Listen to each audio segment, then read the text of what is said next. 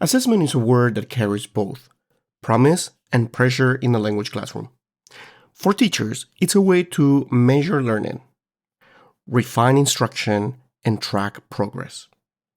For students, it often feels like a mirror, sometimes kind, sometimes harsh, reflecting back how well they've managed to grasp a new language. But in the world of education, not all assessments are created equal. And in languages teaching, the difference between formative and summative assessment isn't just technical, it's philosophical. So, sit down comfortably, get yourself a coffee, and let's get started. Woo! Let's go!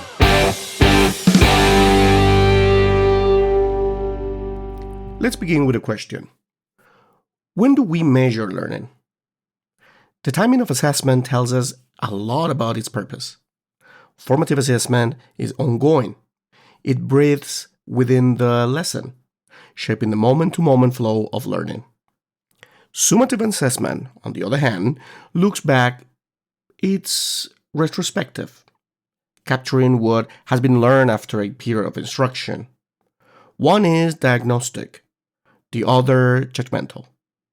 One guides, but the other certifies. But both are necessary. In language education, the balance between them can determine whether we're nurturing learners or merely labeling them. Imagine a student named Clara.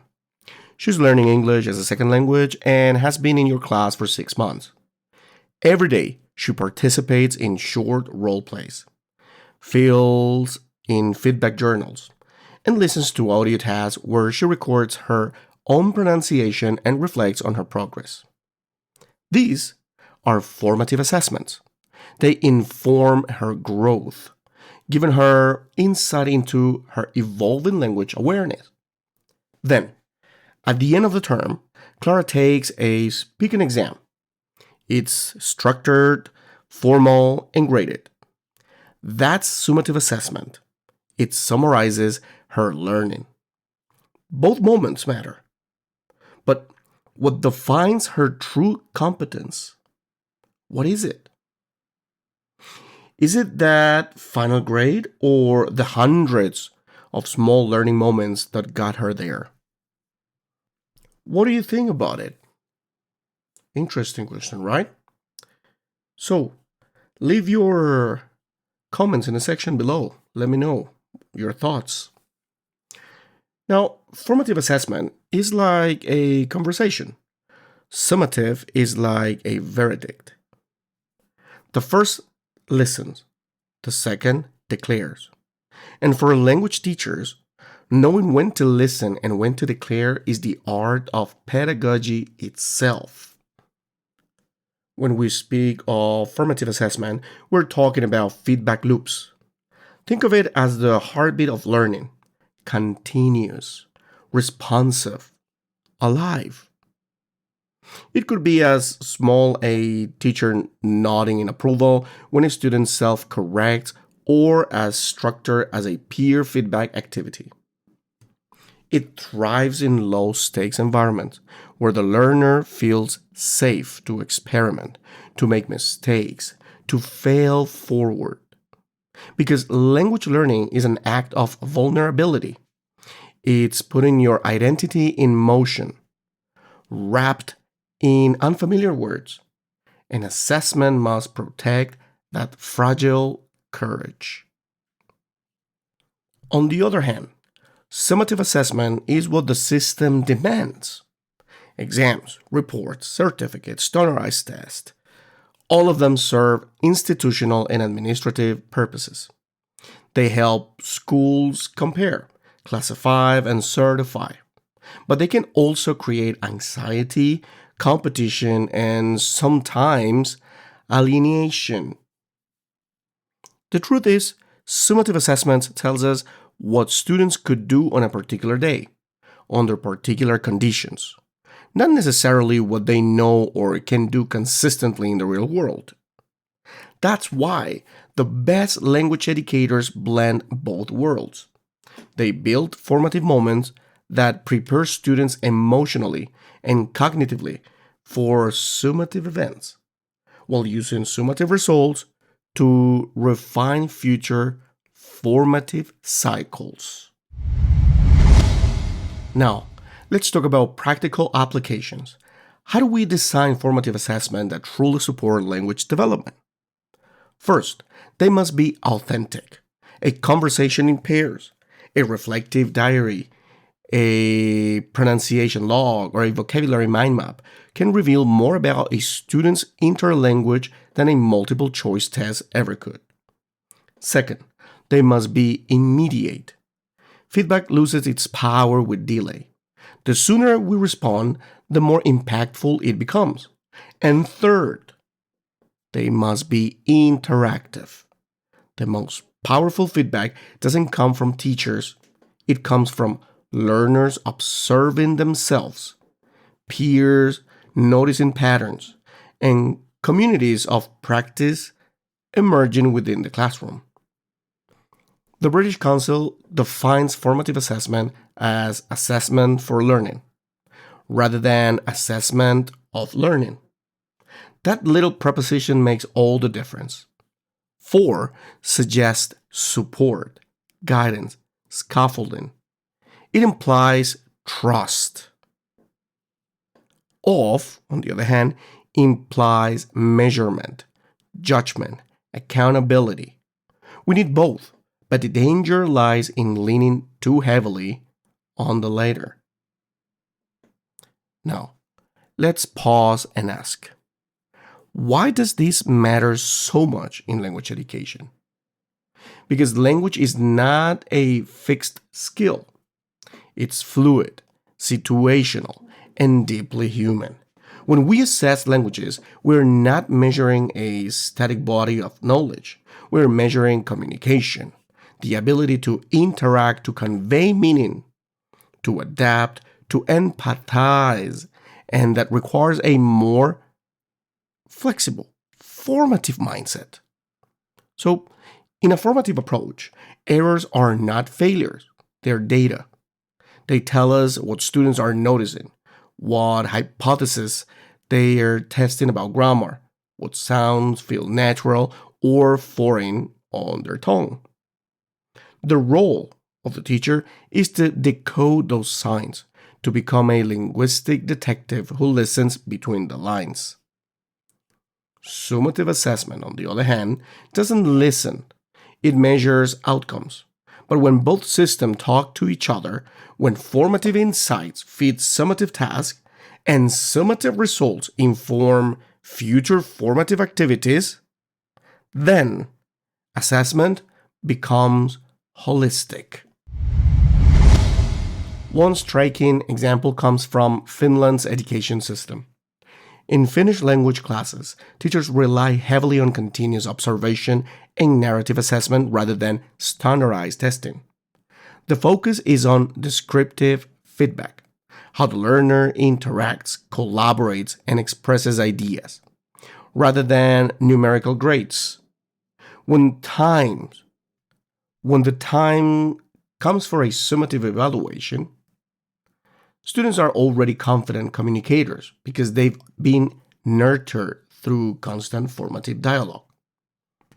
Contrast that with high-stakes test cultures, like the TOEFL, IELTS, or China's Gaokao English sections, where summative pressures can distort learning priorities. Students may memorize phrases, rehearse templates, and focus on test-taking strategies rather than genuine communication. This is where the balance collapses. The assessment becomes the curriculum.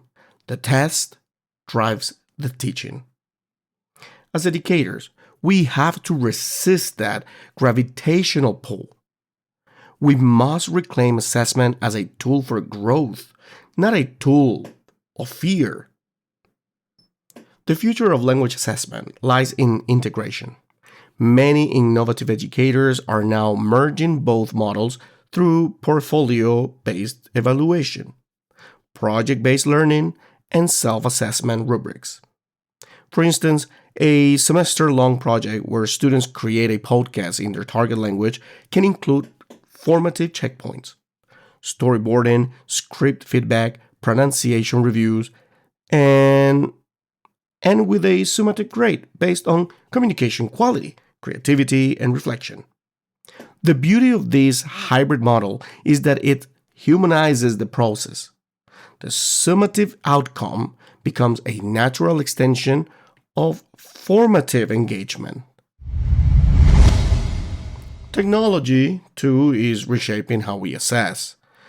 Again, apps like Edmodo, Padlet, and Flipgrid allow teachers to track oral progress over time, while AI-powered tools provide pronunciation and grammar feedback instantly.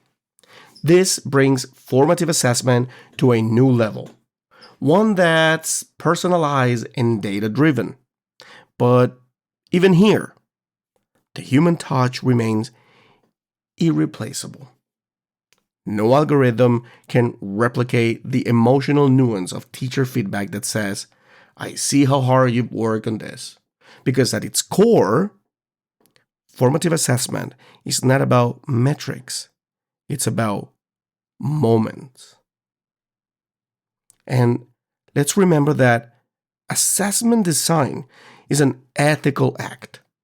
Every quiz, rubric, or exam we create carries implicit messages about what we value in learning. If our tests only reward grammatical precision, students will fear speaking. If we reward risk taking, reflection, and creativity, they'll dare to communicate more freely. Assessment doesn't just measure learning, it shapes it. So, as language educators, our question is not whether to assess, but how to assess meaningfully. We can start by embedding formative opportunities into every lesson. For example, instead of correcting every mistake in real time, use delayed feedback sessions where students notice patterns in their own speech. Or replace traditional homework with reflective logs, asking learners what they struggle with, what strategies they used, and what they discovered about themselves. Also, introduce peer review sessions for writing or speaking, training students to give constructive feedback using clear criteria. And perhaps most importantly, share rubrics before the assessment, not after. Transparency transforms anxiety into agency.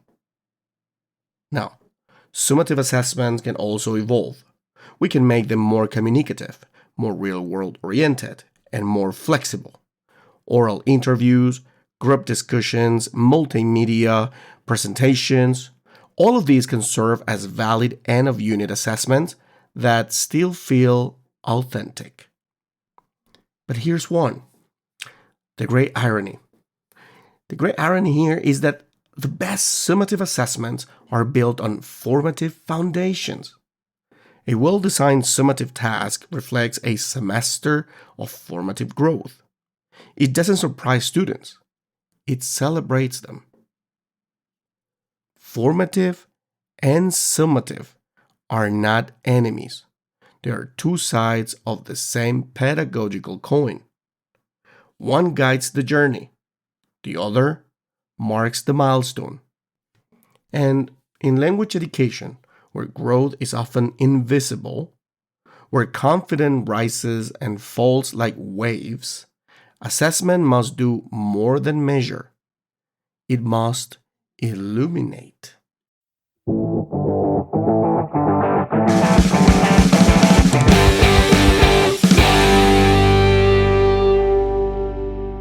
So, next time you assess your students, ask yourself not just what did they learn, but maybe how are they learning?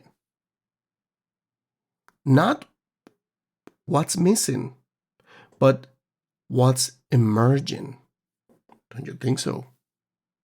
Because in those questions lies the real art of language teaching, the art of seeing growth in motion.